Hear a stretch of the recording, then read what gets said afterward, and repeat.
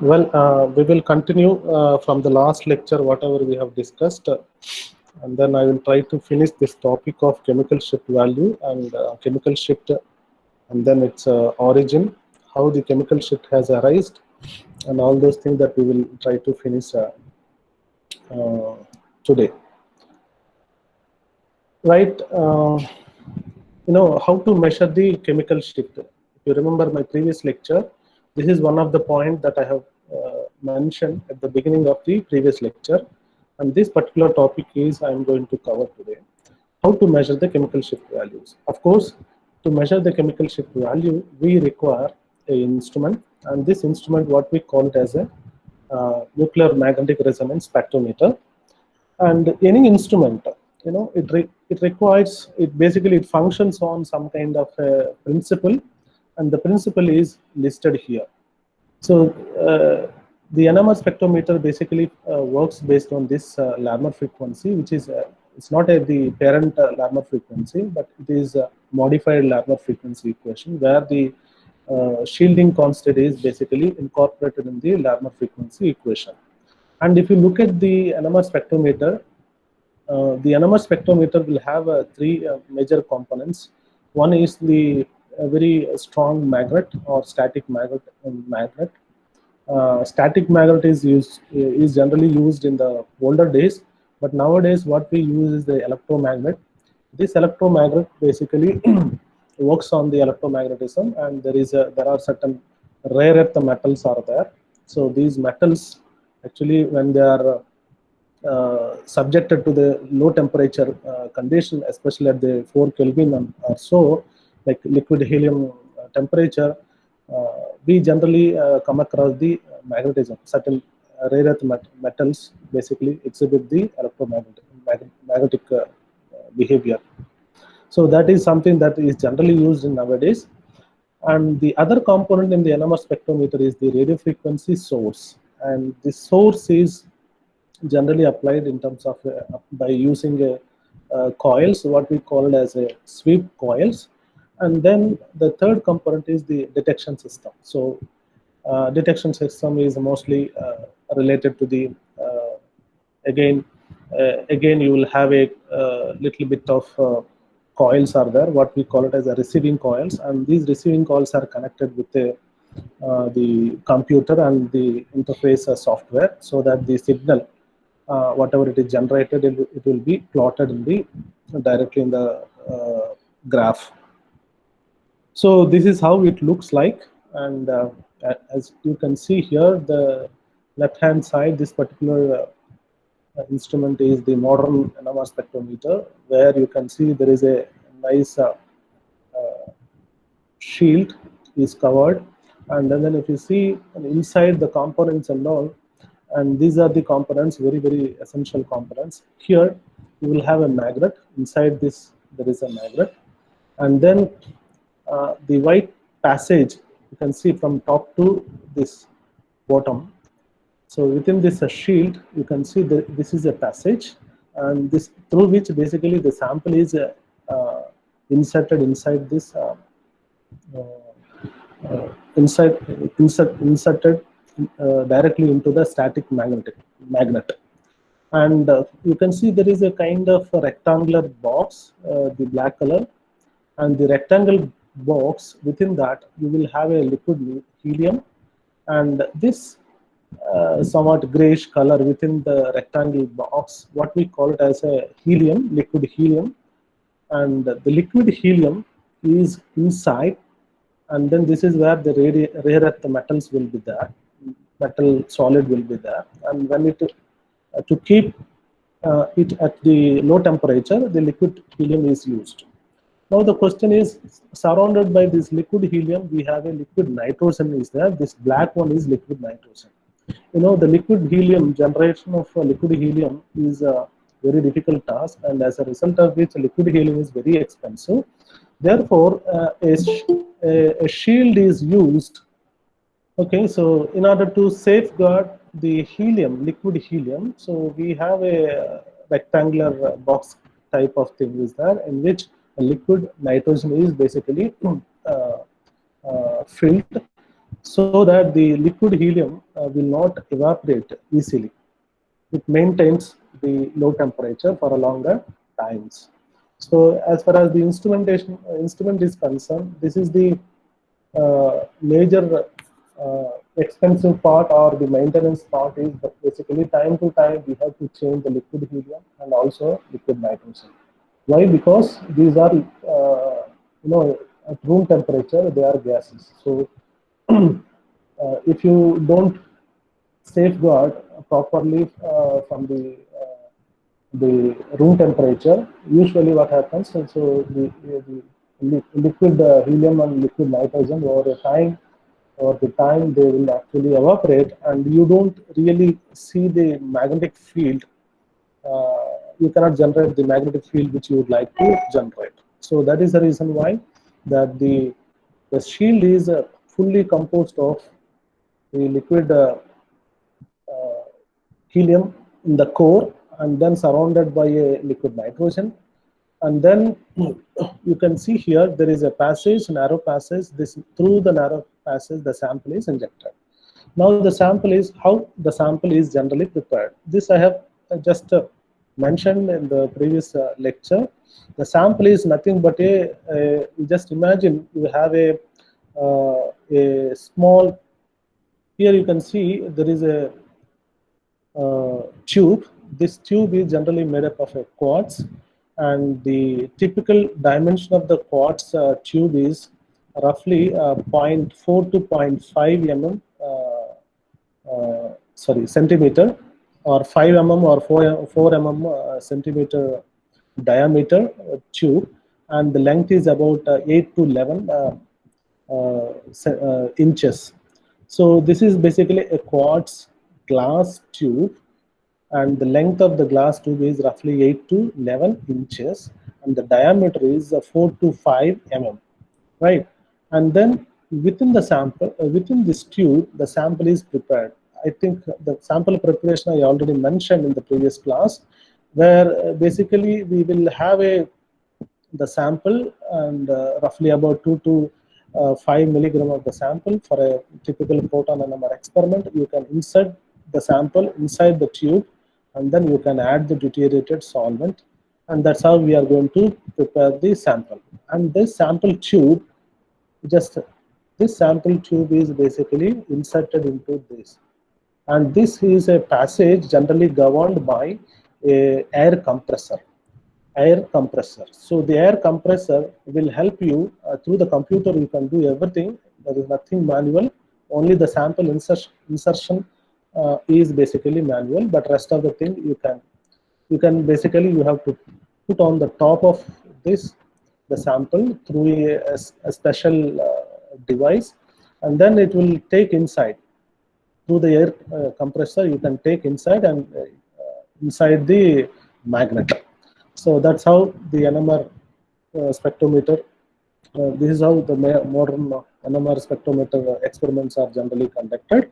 And here there are two important things that you have to notice. You can see here, surrounded by this glass tube, NMR sample glass tube, that you have a radio frequency transmitter and then radio frequency receiver coil, which is coupled with the amplifier. So what is this? I think this is something that I have very little bit of details I have mentioned here, that the radio frequency pulse, you just see that you have two sides, you have a very strong magnets, right? And then the sample is inserted in between the magnets. Then here the sample tube will have a coil, and these coils there are two types, and one coil is radio frequency transmitter, the other coil is the radio frequency receiver. So through the one, you just imagine that these two coils are actually in the perpendicular direction, okay, and this one, the magnetic field is in the z direction. If you can imagine that the magnetic field is along the z direction, the other two directions are the receiver transmitter radio frequency transmitting coil as well as the receiving coil. Through the transmitting radio frequency coil, we can apply the radio frequency, which is generally required. You know, I told you that the principle of NMR, I told you already, that if you have a half spin nuclei, it will have two energy states, and usually at a at a room temperature, and the normal situation, most of the population will be in the ground state. Okay, unless you promote this nuclei to the excited nuclear energy state, so we can't get the transition. Transition means the peak generation that you cannot see. So we have to promote it. To promote the nuclei from the ground, the nuclear energy state to the excited nuclear state, this radio frequency is required. So radio frequency is transmitted coil is basically does that job, and the receiving coil, you know, this after applying this transmitting coil, it will go to the excited state, but then it will not stay longer time, because it will try to come back to its usual equilibrium. So during that process, since we have in the sample, there are several tiny magnets are there, and each and every tiny magnet or the nuclear bar magnets are resonating at different temperatures, resonating at different pressure frequencies. All they will try to come back to original ground state. Okay, so during that process, the signal will be generated, which will be amplified by again this unit, and then it will be seen in the desktop in the graph format, right? So we have nowadays up to 900 megahertz NMR frequency. NMR spectrometers are available, and the higher the frequency, higher the dimension of the NMR spectrometer also, and it occupies a huge space also. Now, so, well, and there are two different ways that you can measure the or you can record the NMR spectrum of your sample. So one method is the continuous wave method. The other one is a pulsed Fourier transform NMR method. So how these two things are actually different. So we will go systematically one by one. First, we will try to understand continuous wave method. Later on, we will go to this particular method.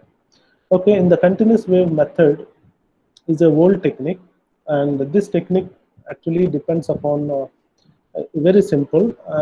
Just look at this equation. If you look at this equation, see what is this equation? I mean, so this is the frequency of the tiny bar magnet. Let's say in our, for the sake of discussion, in our system, you have only one bar magnet is there. I mean, one type of bar magnet is there. So we don't have more than one type of bar magnet. For the sake of discussion, let's imagine. So if you want to record the NMR spectrum of such a system, what you have to do is that you have to basically, so there are two ways that you can do. So it is resonating at a particular frequency. Let's say it is resonating at a 60 hertz, right? So now what you can do, you can change the applied magnetic field such that it will actually get this 60 hertz. In terms of, you know, you remember that Larmor frequency, both are actually interrelated, and you can basically either change the, keep this one constant, the frequency constant, and you can change the continuously, you can change the applied magnetic field such that the particular nuclei present in the system will come to a resonance, right? So because both are convertible. On the other hand, you can fix this one constant and you vary this one. Okay, you vary the frequency around the so that the nuclei present in your system come to the resonance. That means that you will see that you will see a peak in the NMR spectrum. So that's all it is actually. So continuous method is nothing but, as for the Larmor frequency equation, you have two parameters only for a given system. If you are looking at a proton, the gamma is fixed. Only the frequency and the BR can be varied.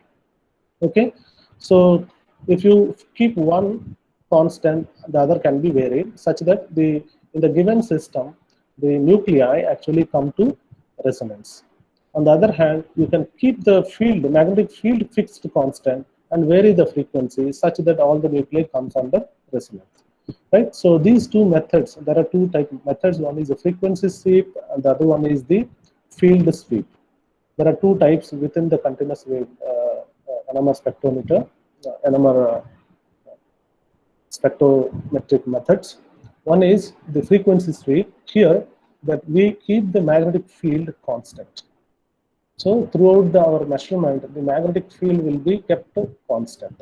What will vary? So the frequency is generally varied from one end to the other end, such that in a given system, whatever the number of the tiny bar magnets are there, which are magnetically active, so they will come under resonance, right? So this is theory-wise. If you see the conceptually, this method is very simple.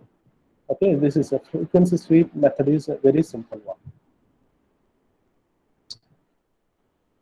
The other method is a field frequency, field sweep. In this method, we can actually keep the system at a particular frequency constant, and then you sweep the magnetic field. I mean, sweep means basically you change it. That's the meaning it is. So there is nothing, it's not so different. So in the field sweep method, so the radio frequency of the system is kept a constant. Let's say, for example, 60 megahertz, or if it is a 100 megahertz instrument, we keep at 100 megahertz fixed. And then what we do in the field sweep method, after keeping the frequency constant, the magnetic field is changed from one position to the other position. How this can be done? I will just show you. I will go back and show you here that there are sweep coils. You can see here, these are sweep coils. So using these sweep coils, that one can actually change the applied magnetic field little bit, not so much, because we have a very huge bar magnet, right? We have very huge bar magnet which is surrounded by liquid helium, and then which is then surrounded by the liquid nitrogen, right? That is the static magnetic field. But apart from the static magnetic field, we will have some kind of coils, and these coils actually through the sweep coils, one can actually generate a little bit of electromagnetic field. Okay, so how this electromagnetic works? It works again based on the Faraday induction law, and then if you can actually control the current flow within the coil, then it is possible that the magnetism can be tuned from one position to other position. That's how it is done. So these are all practical, but then very interesting to know. In the field sweep method, that we keep the radio frequency constant, and then the magnetic field is changed from one position to the other position, such that in a given system, all the nuclei comes under resonance. That means they will give you spectrum. Okay.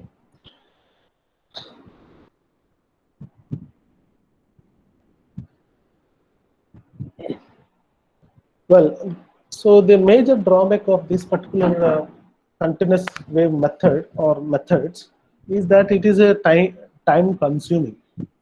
Why it is time consuming? As I said that, when you are sweeping is nothing but, you just imagine that you are sweeping your floor. You start from one position and then you will be sweeping to the other position, such that the entire room or floor is swept, right? Likewise, that is nothing but the scanning. In any scanning measurement, that you have to start with one point and then go to steadily, you just increase that parameter such that and see the effect of the other one, right? So basically what we are doing, either it is a field sweep method or in the frequency sweep method, when a particular component, when a particular parameter is constant, the other one is scanned from one point to other position. That means, it is basically you are trying to do one by one. It is not continuously. I mean, it is continuously, but then parallelly you are not scanning all the way, all the frequencies. For example, if it is a frequency sweep method, keeping the magnetic field constant, you have to vary the frequencies, right? Let's say you start from 660 megahertz, and then you just go to 61 megahertz, then you go to 62 megahertz, go to 63 megahertz, and so on, right? So this is what is actually this particular method takes more time. So this can be applied to the other method also. Field sweep also, that you have to slowly change the parameter, the field magnetic field parameter from one Tesla to the other Tesla. So naturally it takes more time, right? So that is the major drawback of continuous wave method. And this particular method, I always give this example, right? Suppose that you want to record the beats coming out from the maybe violin, or maybe just take an example of piano here, that I gave you a task of just try to record the sounds produced by each and every key in the piano. So what you will be doing? Okay, if I give you a task, okay, Archana, you just record this sounds from the keyboard. What she will be doing? Well, she will press the number 1 button. Then she should have a mechanism to detect that sound. Then next one is that she will press the second one, and she will remember that one, and then third one, fourth one, and so on. Likewise, she will finish the entire 64 keys in a given piano system. It can apply to any musical instrument. Okay, so you just, if you want to actually measure the beats from in a violin, that again the same thing is applicable, right? So the continuous wave method is basically is this. Okay, so recording sounds in a piano can be correlated with the continuous wave method. So you are basically trying to press one by one, and then you are recording the thing. So in the continuous wave method also the same thing happens.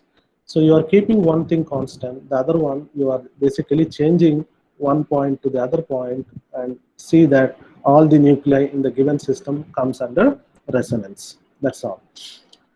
And unlike these methods, so there is an advanced method has come up, and this particular method has was awarded Nobel Prize, because it actually it is very less time consuming. With no time you can record it. How it can be recorded? I will give you the example of the same example. So the same Archana, if she is smart, what she will do? Okay, if she has a supernatural powers, she will just slash the keyboard from one side to the other side. It is possible. If her detection system is so nice, then what she can do, that she can slash with a maybe a small piece of stick. You can slash it and record all the sound at once, right? So now if she is really able to, if her detection system is really good, then she can produce one by one, right? So that is what this method is, and I will give you the details of this pulsed method. In the pulsed method, what is done? Again, you can have a continuous wave, and then you can have the field sweep method, and then you can have a resonance sweep method. But routinely, this is what it is done. The magnetic field is kept constant, and the frequency is actually changing, right? Routinely, irrespective of all the Fourier transform, pulsed Fourier transform methods. All the method actually, the general procedure is there, that the magnetic field is fixed constant, and the frequency is changing from one position to the other position, such that all the tiny magnets comes under resonance. So in this method, what we do, we actually try to apply a bunch of frequencies at a fixed magnetic field strength. A bunch of magnetic fields we'll try to apply to the system at once. Okay, so this is actually is done. Now once this is done, what happens is that all the tiny bar magnet present in the system, they will basically resonate. They will be excited from the ground state to the moment you apply. They will go to the excited state, and then they will be resonating. And this pulse duration is typically 10 to 12 microseconds. This is little bit I have explained about this concept in my previous lectures. And once you apply this pulse, what is this pulse? This pulse is nothing but, okay, uh, you have different frequencies. It's not one frequency. If it is one frequency, it is always frequency. But then if you have several frequencies in a given pulse, okay, so it's like laser pulse. You just imagine this is one pulse. You are applying frequency at one pulse. So there are square type pulses, are there triangle type pulses, and there are several type of pulses are there. So this will contain several frequency, not one. This is not one. So one frequency means we will have this kind of frequency, right? So this is one frequency, right? So cycles per second is a frequency. So generally this pulse what we apply will have a frequency such that all the tiny bar mark present in the system will come under resonance. That's the typical nature of this particular method. And this pulse is applied roughly about 10 to 12 microseconds. Afterwards, this pulse is switched off. When the pulse is switched off, then there is a natural process, what we call it as the relaxation process, and this will actually takes back, this will try to bring back the equilibrium. That is nothing but the uh, from the excited state to the ground state, it will try to come back. And this is a relaxation process. And this relaxation process means it is a decay behavior. And this decay, one can uh, basically convert this decay information into the useful frequency information. And that is generally done by the Fourier transform method. Okay. So let me give more example, more explanation about this. Now, in the given system, suppose if we have a one tiny bar magnet, then basically it will looks like this. This is one thing. So with the time, it is basically decaying. You can see this is freely. This is decaying. Okay, with the time, at a time 0, it is a maximum. Then slowly it is decaying. You can just see. Just imagine you try to join try to join these peaks, then you will understand that. Okay, if you try to join all these things, this is totally decay, right? So this is a decay. This decay will you try to fit it.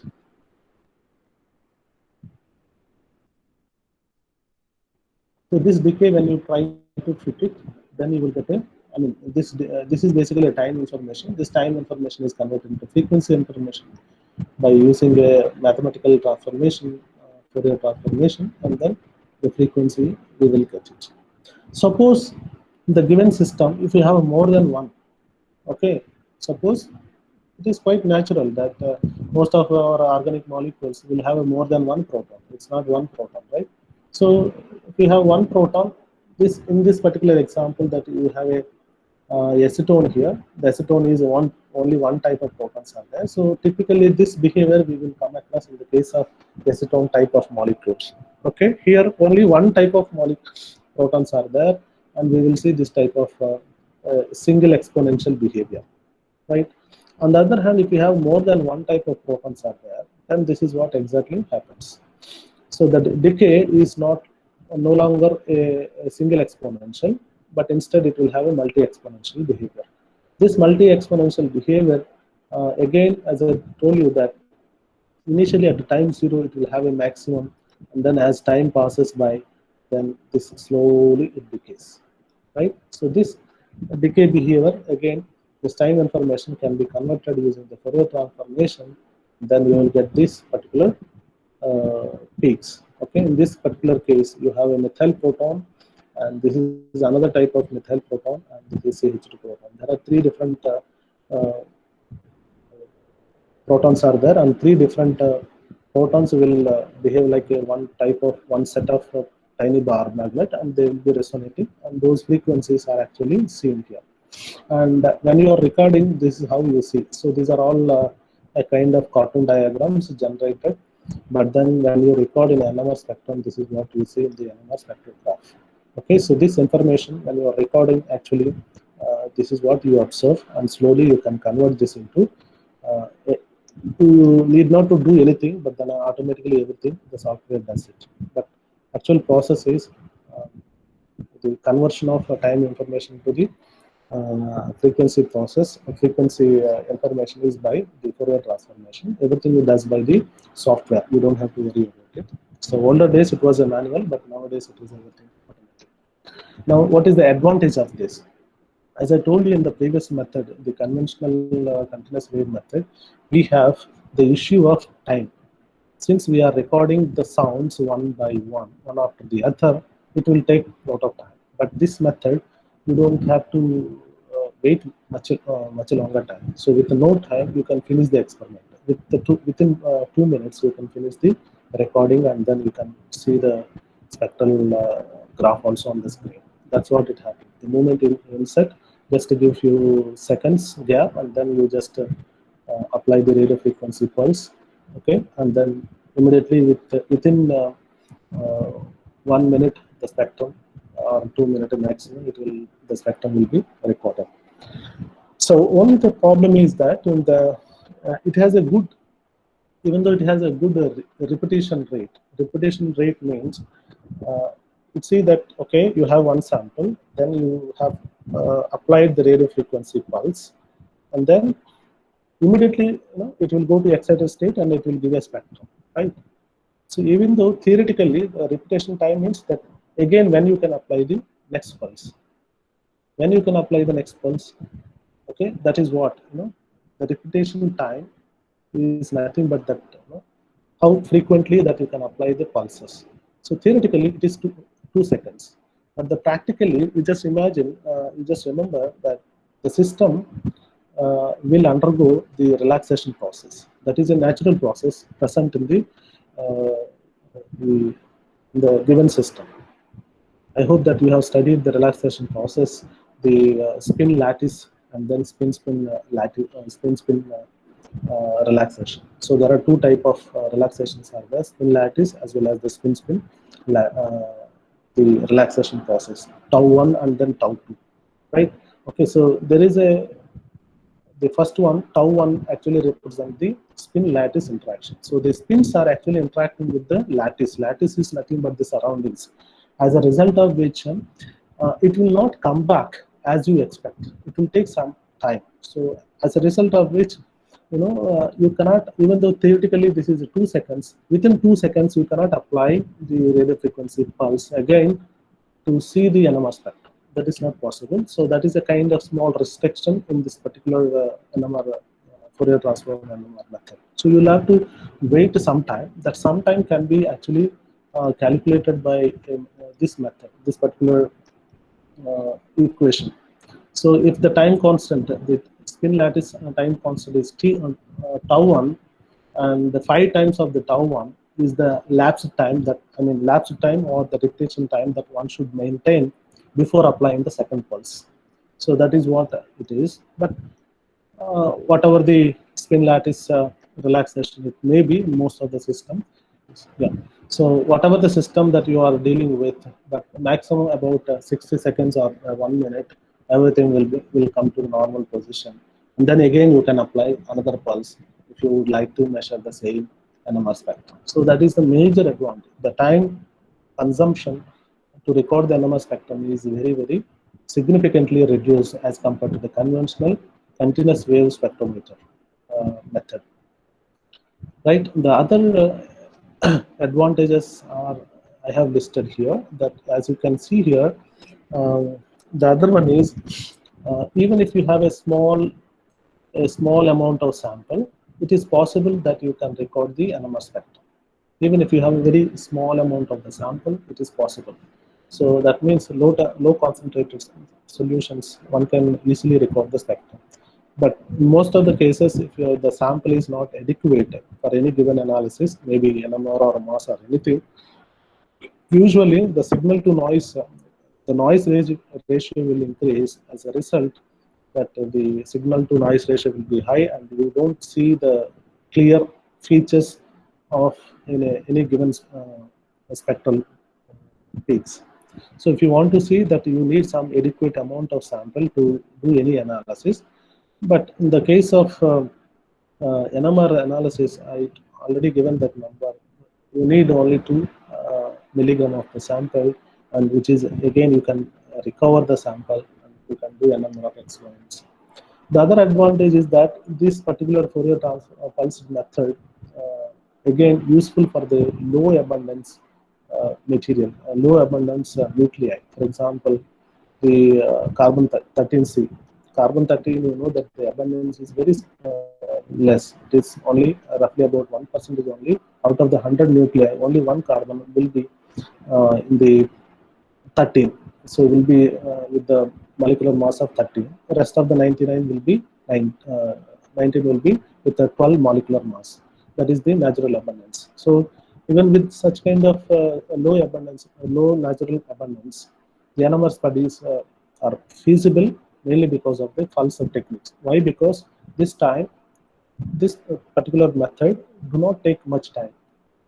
Okay, so with 1 minute, one scan is over.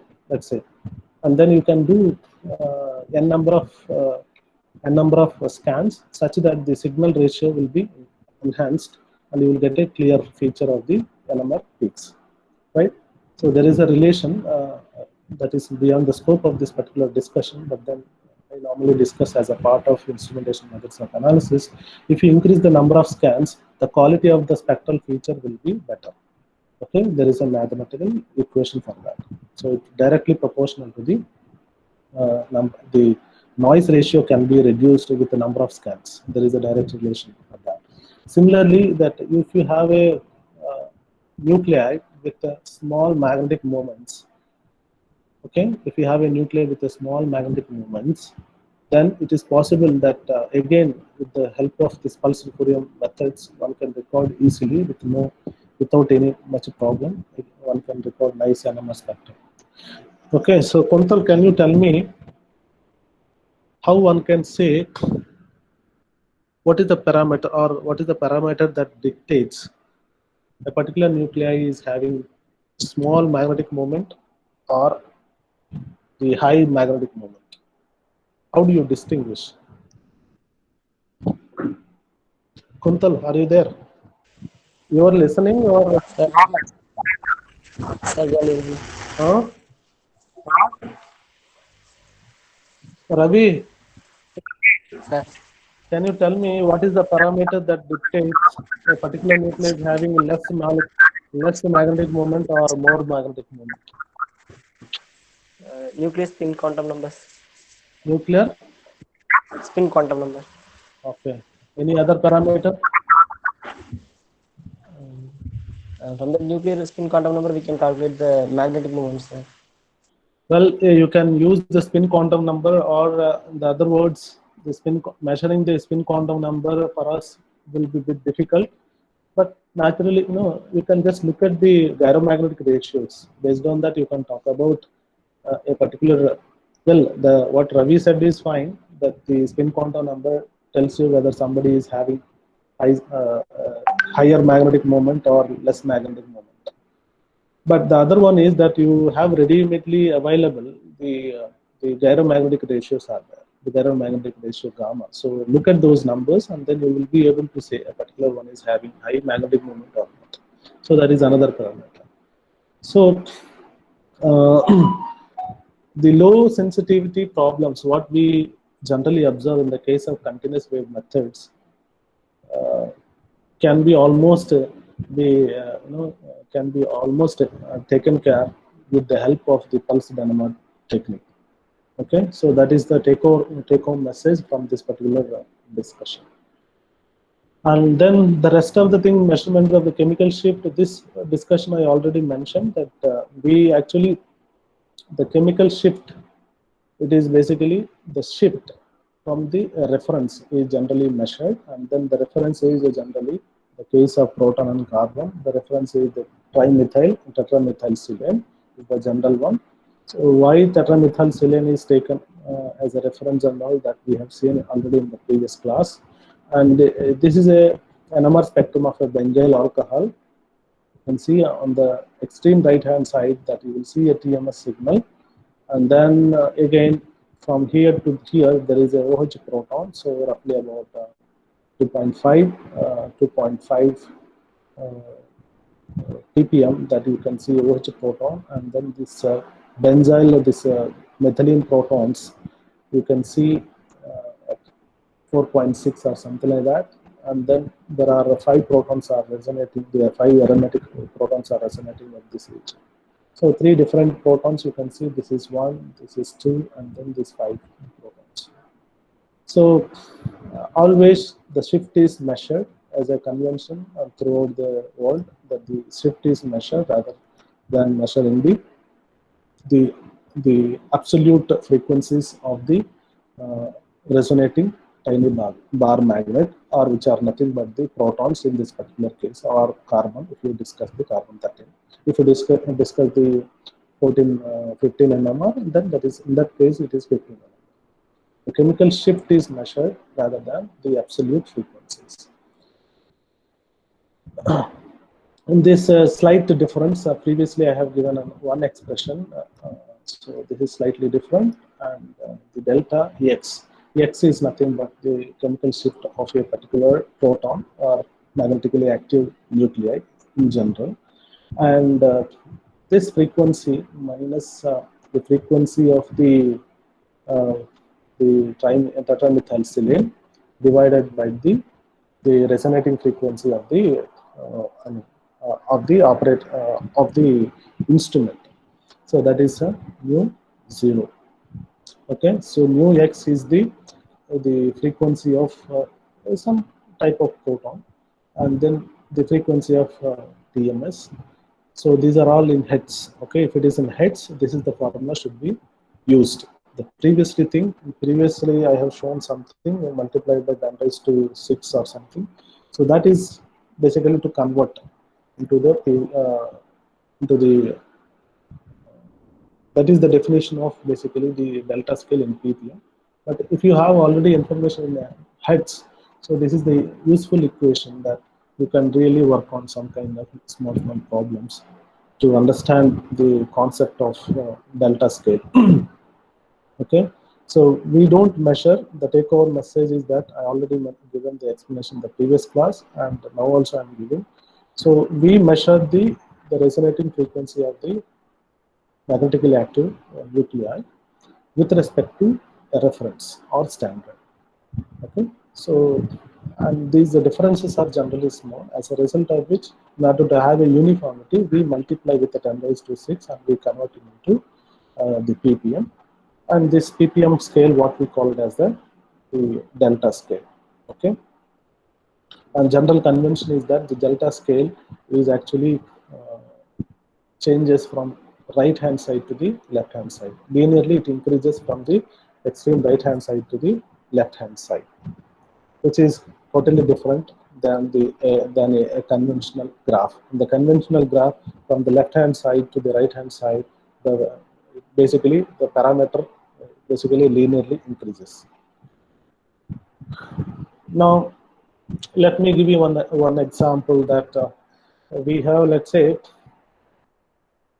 how many hertz does 1 ppm correspond to on an instrument recording a proton spectra at 100 megahertz or 250 megahertz, and another problem 500 megahertz.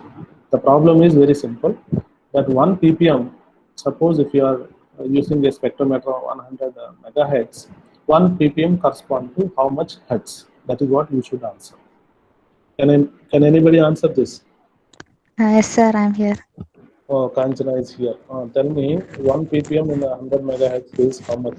How much in a hertz? 100. 100? What? Okay, right. Srikanth, are you there? Yes, sir. Tell me, 1 ppm in 100 megahertz is equal to how many hertz? I think so, 100 heads. So it is 100 hertz. If it is it is 100 hertz. If it is 250 megahertz, it is 250 hertz. You can just work out with a small pen and paper. It's very straightforward that you easily can prove this. If it is a 500 megahertz, it's a 500 hertz is 1 ppm. You can make you can just use the formula which is given in the previous slide. So another problem that, let's say I have a proton NMR signal peak of a methylene proton, okay, of benzyl alkyl is appearing at 4.6 ppm.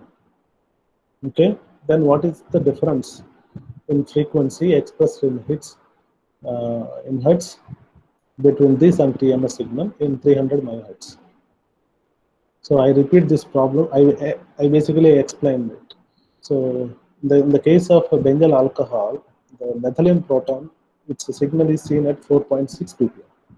Now the question is that what is the difference between the TMS and the signal in terms of hertz if the instrument is 300 megahertz? Can anybody answer this? Sir, Yeah. 1380. 1380. How did you arrive that number? Can you explain to our audience? 4.6. Hmm. Delta is equal to nu x minus nu TMS by nu zero. Nu zero is in megahertz. So delta into nu zero. Okay, good. So it is very simple. This is Aswati. Whose voice is this? I don't know. Sir, it's Surabhi. Surabhi. Okay. So it is very straightforward. First, this kind of problem, you just look at the the instrument frequency. Okay, operating frequency is 300 megahertz. So just from the above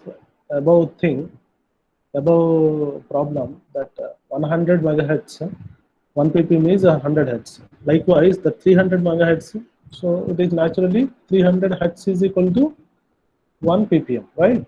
Now, if that is the case, then the methylene proton is seen at 4.6 ppm. That means you just multiply that 300 hertz into 4.6. That gives the answer.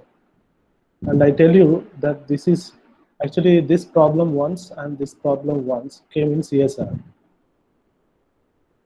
So they don't take any time, but then I have seen probably it is 15 or 16.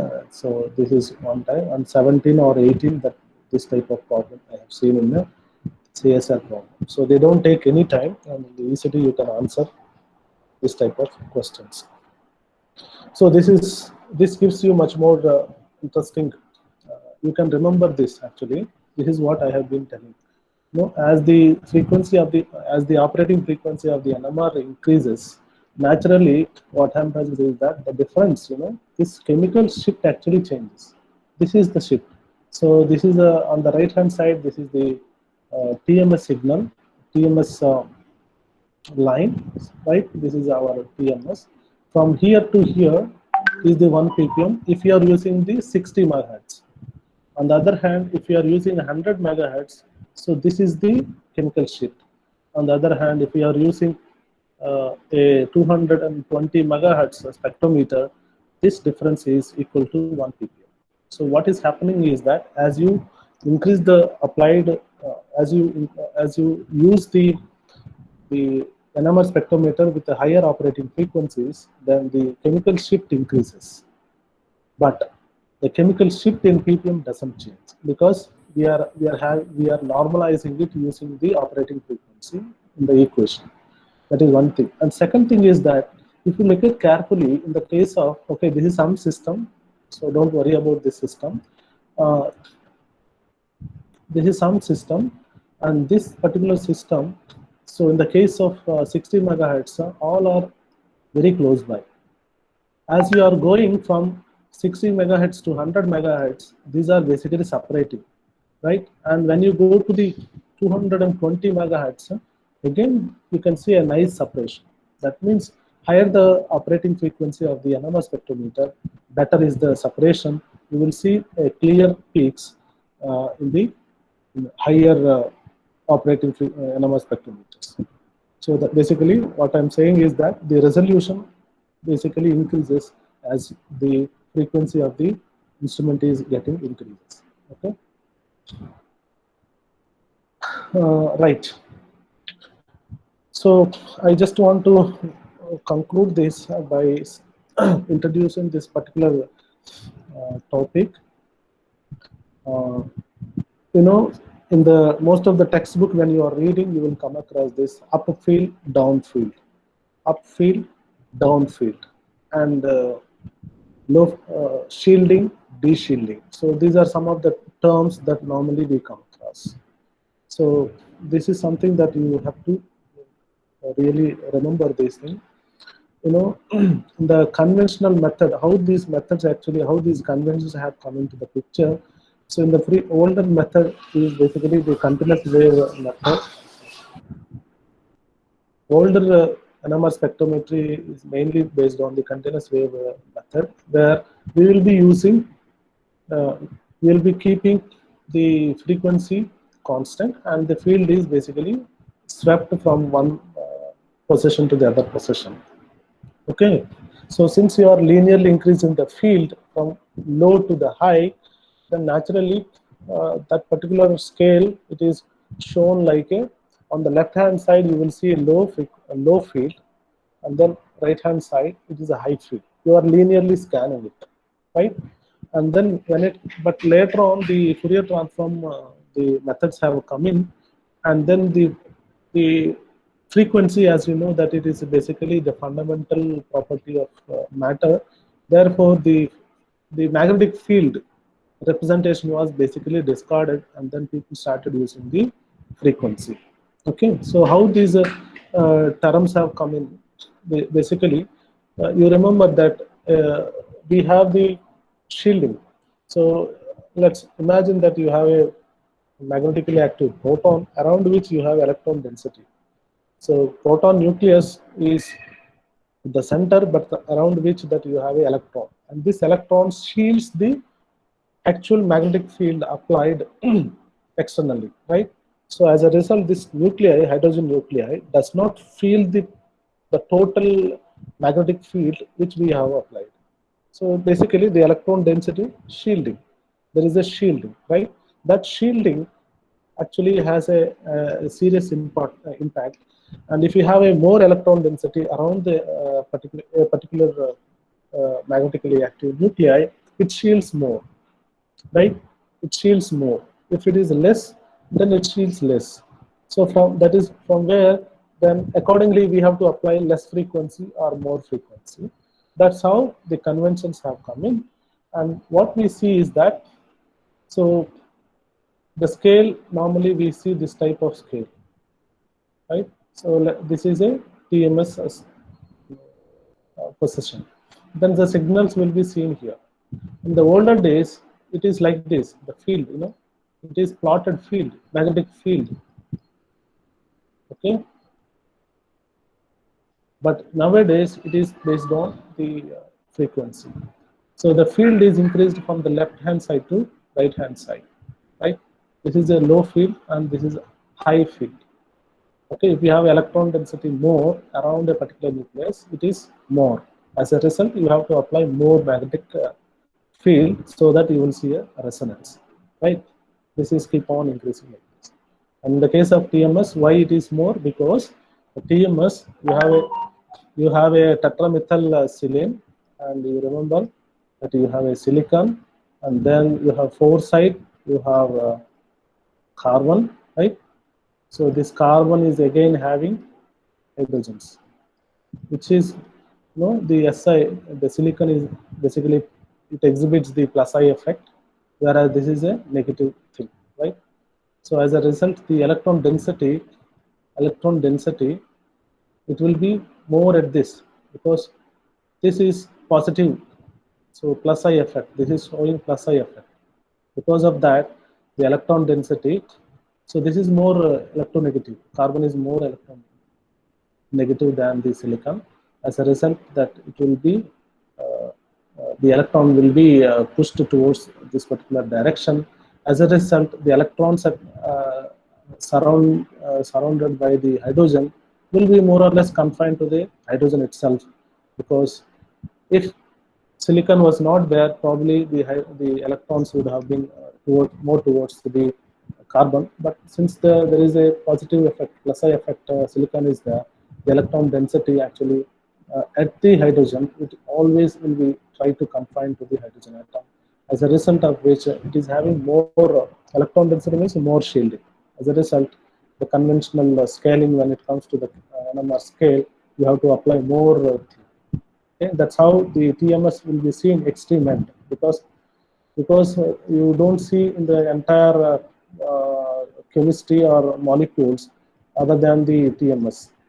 The only it is a peculiar behavior, it is a symmetrical molecule. Only such type of molecule will have a electron density highest, the maximum electron density around the hydrogen, and rest of the molecule, whatever you imagine, their electron density will be somewhat lesser than this TMS. That's why we see TMS proton on the extreme right hand side.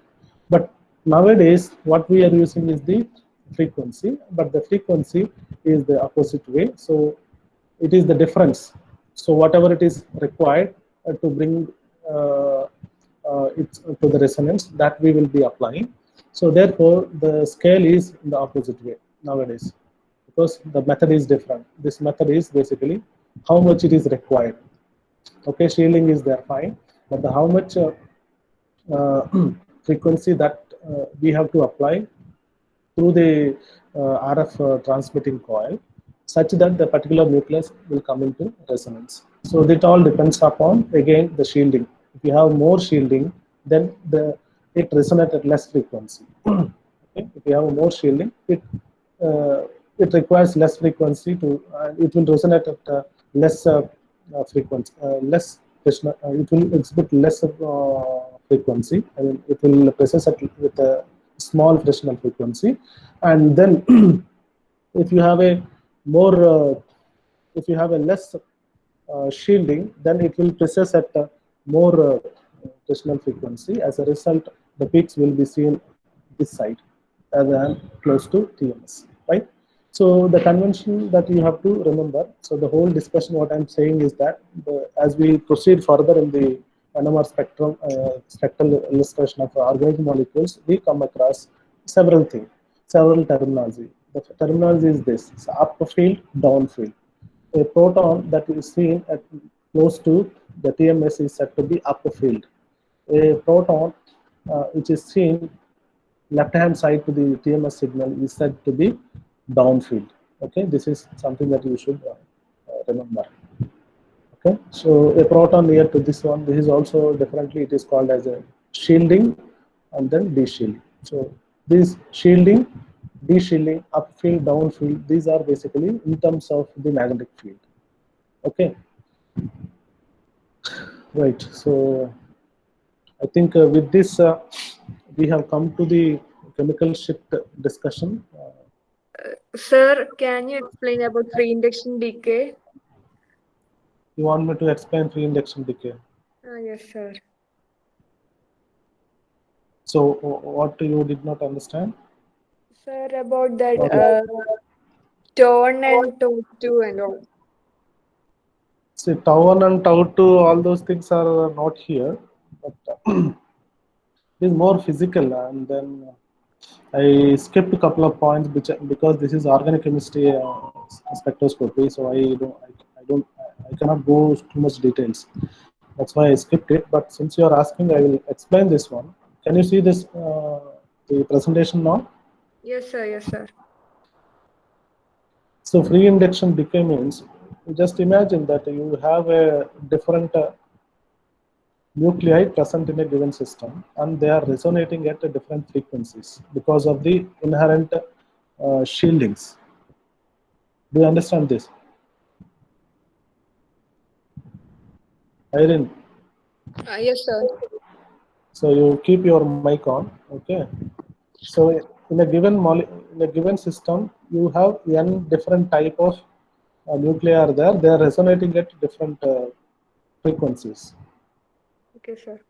Okay, now the pulsed Fourier NMR techniques, a small radio frequency pulse which comprises of so many frequencies, we will just apply and then we'll switch off. Once we switch off, these different nuclear magnets, they absorb the energy whatever you have given, because you are giving the frequency. They will absorb and they will try to promote from ground state to the excited nuclear energy state. Is it clear? Oh, yes, sir. Okay, so once you understood that, and this applying the pulse is not a continuous process. It is only applied typically a small short time. It is roughly 10 to 12 microseconds. Afterwards, we switch off. Then once we switch off, the excited state, the magnets will try to come back ground state, right? Yes, sir. So how they will come back? They will come back through a exponential process. They will not come back just like that. Okay, sir. No, they don't come back to the ground state in a instantaneously, but they take some time. That whatever it takes some time, what we represent in mathematically, it is a decay. That decay is this, okay? That Okay, decay, sir. whatever I showed in this slide, are this. Okay, if you have one on the left hand side, this particular image, if you let's say you have one type of nuclei, and this one type of nuclei will show the decay behavior something like this. Okay, sir. If you have, so its decay behavior is like this. Okay, the best example is you have acetone, CH3CO, CH3 is a symmetrical molecule, and then the only one type of proton is there, magnetically active. Chemical environment of this methyl proton is same both sides, right? So this will decay this type of behavior. When you fit this decay, it gives you a peak. It will have one constant, actually one time constant, and then that will be converted into frequency. Okay, so free induction decay, the word actually came from, so after switching off the pulse, the magnets will try to come back on its own to the ground state freely. Okay. And these are not a simple, these are tiny bar magnets, they will try to come back slowly, and it is a decay process. And if you have one thing, that is how it happens. But if you have more than one, what happens? This is what happens. So if it is one, okay, this you can imagine like this. So if you have one, it is like this. If you have another one, like this. Let's say if you have another one like this. Okay, so this is what exactly happens. Here there are three different protons are there, and everything will be mixed together, as a result of which you will see a complex behavior. As the number of resonating magnetically active nuclei present in a given system, there it's a pre-induction decay will be very complicated. See, this is very straightforward, you can see that, but this one is not straightforward, right? There are different things are there. So when you try to deconvolute this time information with the frequency, then you will get the frequency. Hello, sir. Srikanta, Yes, sir. tell me, Srikanta. That what about that liquid nitrogen, sir? What is the importance? I didn't understand clearly. Okay. See, these are earlier the instrument used a static magnetic field. Okay, the static magnetic means it's like a bar magnet which you have played in the childhood days, no? So they are like that. They don't need any parameter to apply. They work on their own. But these magnets are, this you cannot basically. This is 1.34 Tesla, which is a 600 megahertz. It is a huge magnet. This much size it will come. So, and if it is a 2, you have to increase. So higher the magnetic field, and accordingly the size of the magnet actually increases, right? So the magnetic field directly proportional to the size of the magnets. That is a basic physics, right? But in this particular case, what happens? We are going to use a electromagnetism in order to avoid such a using huge size of the magnets. People started using electromagnets, not a static magnet. Okay, electromagnet means there are certain materials that in the material science people have explored that if you apply currents to certain materials, then they will exhibit the magnetism, the property of magnetism, especially at the low temperature, not at the room temperature. Okay, so there are certain Okay, sir. metals, certain rare earth metal combinations, alloys are present, so they exhibit the property of electromagnetism. That means if you lower the temperature of those things, and then if you apply the current through some kind of coil through the material, they exhibit the electromagnet. Okay, so that is the property that we use it mainly to avoid using such a huge magnet in the conventional experiment. But the problem is that these electromagnetism is not at the room temperature. Certain material will show only low temperature, so low temperature has to be maintained. So how do you maintain low temperature? We need a certain. So basically we have to keep the material at low temperature. So to keep the material at low temperature, then we need liquid helium. But the problem with the liquid helium is that if you use liquid helium, first of all, generating liquid helium is a bit cumbersome task. It is very tedious task, and then even if you have a huge money, then it basically simply evaporates. Okay, and it is very expensive. Okay, if your magnet is at liquid helium temperature, it will show the magnetism. Otherwise, it won't show. Okay, so the instrument should be developed such that it always be at the liquid helium temperature. Otherwise, it will not show the magnetism what you are thinking, what you are expecting, right? But over the time, what happens that the liquid helium, because it is just a man-made thing, slowly it basically leaks out the liquid helium. And also, as you are opening this compressor to insert the sample and all, basically it exposed to the atmosphere, right? Then slowly the liquid helium evaporates, and then you don't see liquid helium inside. Okay. To maintain the liquid helium for a longer time, what people does is that around the liquid helium, you have another liquid nitrogen is passed. Okay, so this particular the rectangular box is the liquid nitrogen. So this is a nice loop. Within the loop, liquid nitrogen is there. So what is the role of that? This will safeguard the liquid helium within this magnet. Why? Because so when you are opening, initially the nitrogen will get exposed, liquid nitrogen get exposed, and it will start evaporating rather than the liquid helium. Because this is outer surface. This is outer surface. So to answer your question simply, in order to safeguard the liquid helium within the instrument for a longer periods, liquid nitrogen is used.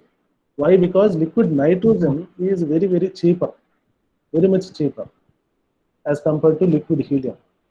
In the instrument, these are the main two the consumables. Normally we use it. Otherwise, there is no consumable in the instrument. Only these two things, time to time, every 2 weeks, the liquid nitrogen has to be changed. Similarly, every 1 month or 2 months, the liquid helium has to be filled. You have to ensure time to time. So there will be operator, he will be checking. Otherwise, and you don't see the magnetism what you are expecting.